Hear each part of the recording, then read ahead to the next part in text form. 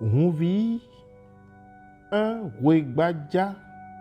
C'est l'histoire d'un griot de Guédier qui chantait chaque semaine avant le jour du marché et annonçait les beaux temps et les mauvais. Plusieurs personnes avaient du mal à comprendre d'où lui venait une telle inspiration et quelles étaient ses sources d'information. Et aussi, quel type de connaissances et savoirs a-t-il pu acquérir durant son existence sur les réalités sociales.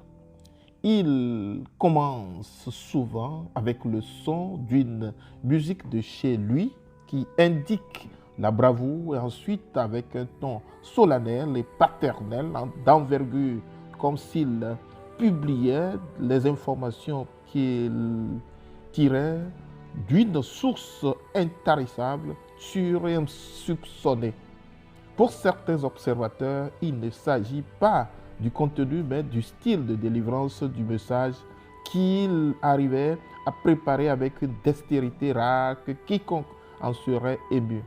La langue de Molière est utilisée avec une extrême finesse. Il engloutissait ces mots dans la mémoire collective et tous les curieux buvaient religieusement tout ce qui sortait de sa bouche.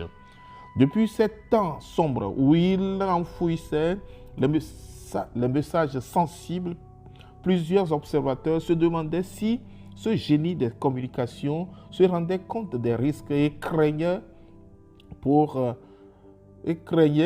le fait qu'un ouragan pouvait l'emporter par les hauts risques qu'il prenait là où il était depuis et vivait comme une fumée libre sans aucune source visible.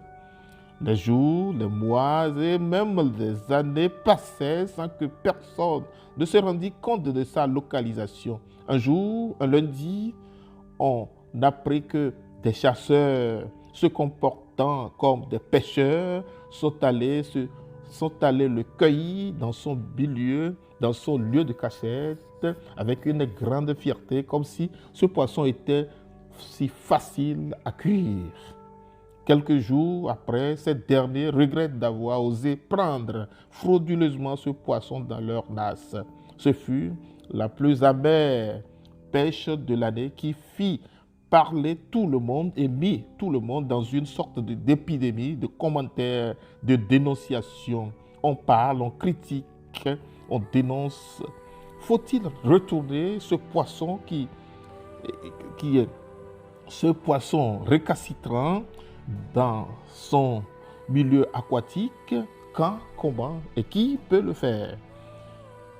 Un regard sur ce monde de Gabin Conrad Affaïdé.